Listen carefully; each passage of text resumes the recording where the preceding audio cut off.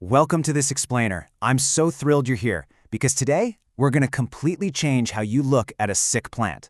You know that moment, right? You see your favorite garden tomato or that prized houseplant looking kind of under the weather, and you just immediately reach for the watering can or some random spray.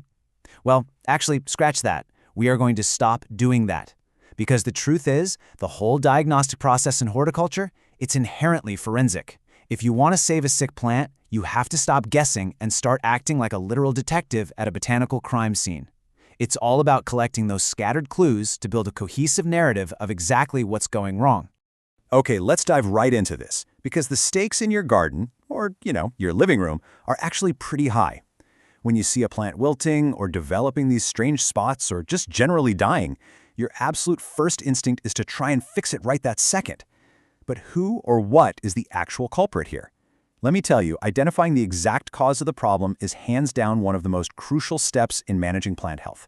So take a look at this. This is a classic botanical crime scene. We've got severe tissue damage, browning, yellowing margins, the whole shebang. Now, symptoms just like these, yellowing leaves or dropping leaves, they can be caused by so many different things. Seriously, it could be overwatering, it could be root rot, maybe it's insect feeding. And without an accurate diagnosis, any treatment you throw at it might not help at all. In fact, just guessing the cause and applying the wrong fix can actually make the whole situation significantly worse. To avoid making things worse, the experts divide plant problems into two broad categories, abiotic and biotic. Think of this as your essential rule-out technique. Abiotic factors are your non-living stressors, so things like drought, poor drainage, crazy soil pH, or maybe a sudden frost. Biotic factors, on the other hand, are the living organisms, fungi, bacteria, viruses, nematodes, insects. A really good forensic plant investigator will always rule out the abiotic environmental causes first. Why?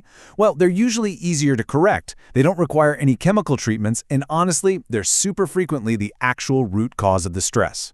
But if we completely rule out the environment, then we have to start hunting for a living suspect. And this brings us to an absolutely crucial concept: how infectious diseases actually take hold. They don't just happen randomly out of nowhere. No, they require what plant pathologists call the disease triangle. Basically, for a disease to develop and spread, three specific conditions have to exist at the exact same time. First, you need a susceptible host, so a plant that's already vulnerable because of genetics or stress. Second, you obviously need the pathogen itself. And third, you need a favorable environment, like really high humidity or constantly soggy soil. If even one single side of this triangle is missing or weak, a severe disease outbreak simply cannot fully develop. It's like a three-legged stool. Kick one out and the whole thing falls over. Right, let's move on and see how this actually builds into a professional diagnostic protocol. How do the experts actually isolate the causal agent?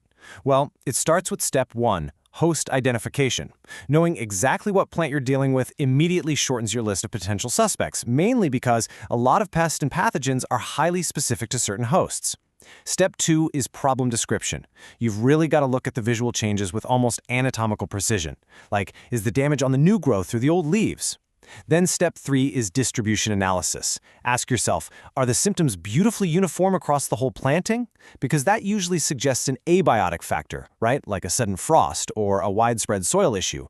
But if they're completely randomly scattered, hitting one leaf over here and another branch way over there, that points strongly to a biotic, living pathogen actively moving through the area. So, once we've figured out the damage is random and biotic, we need to profile our suspects. And for this explainer, we're going to place a massive hyper-focus on one of the most destructive yet totally fascinating culprits you'll find in the garden: bacteria. Bacterial pathogens operate so differently from fungi or viruses. They disrupt the plant's physiological processes by multiplying right inside specific tissues and, lucky for us, they leave behind very specific visual markers that we can actually learn to identify. And this brilliantly illustrates exactly what I mean. Notice these two classic examples of bacterial infections, usually caused by species like Pseudomonas or Xanthomonas. Look really closely at how the spots aren't just patches of dead brown tissue. Nope, they actually start out looking dark green and kind of water-soaked. But as they get bigger, they often develop these incredibly distinctive concentric rings of dark and light tissue, or, and this is the real giveaway, a very clear, bright yellow or reddish halo encircling the whole spot. When you see that glowing halo, you should immediately be writing bacteria right at the top of your suspect list. Now, what's genuinely fascinating here is the actual shape of the damage. Take a super close look at those spots. They're not perfect circles, are they? Not at all. They are sharp, jagged, and heavily angular. But why does that happen? Well, it's this incredible physiological detail. See, because bacteria initially spread through the microscopic spaces right between the plant cells, their path of destruction is physically stopped by the tough structural walls of the leaf's vascular veins. So the veins literally act like barricades, forcing that bacterial lesion to take on this strict, sharp, angular shape. It's wild. And then we have the definitive, albeit slightly gruesome, evidence. Under really warm, humid conditions, some bacterial pathogens, like Arwenia, or the bacteria that causes fire blight, will literally multiply so rapidly that they burst right out of the plant tissue. They ooze this sticky, milky substance right onto the surface of the infected stems or fruit. I'm not kidding, it honestly looks like a practical effect straight out of an alien sci-fi movie. And in a lot of cases, especially with stem or root infections, this sticky mess comes with a very distinct, fetid, completely sour odor. Trust me, if your plant smells like it's rotting, you are standing at a bacterial crime scene. Okay, let's quickly summarize this forensic evidence so you can mentally check these traits off the next time you're inspecting your own plants. The classic visual calling cards of a bacterial infection include those initially water-soaked or oily-looking lesions, the sharp, angular spots strictly restricted by the leaf's veins, that really distinct shot hole appearance, which happens when the dry, dead center of a bacterial spot literally just drops completely out of the leaf, and finally that heavy, mushy, terrible-smelling soft rot happening near the soil line or roots, where the cell walls have just been entirely dissolved by the bacteria. But listen, knowing what they look like, that is only half the battle. To actually stop them, we have to understand their modus operandi, how they actually travel and spread from one victim to the next. Bacteria don't have legs, they don't have wings, they completely rely on environmental factors and external vectors to move their way through an interior scape or your backyard garden. Now, listen closely to this critical quote from the experts, because it completely changes how we have to approach plant care.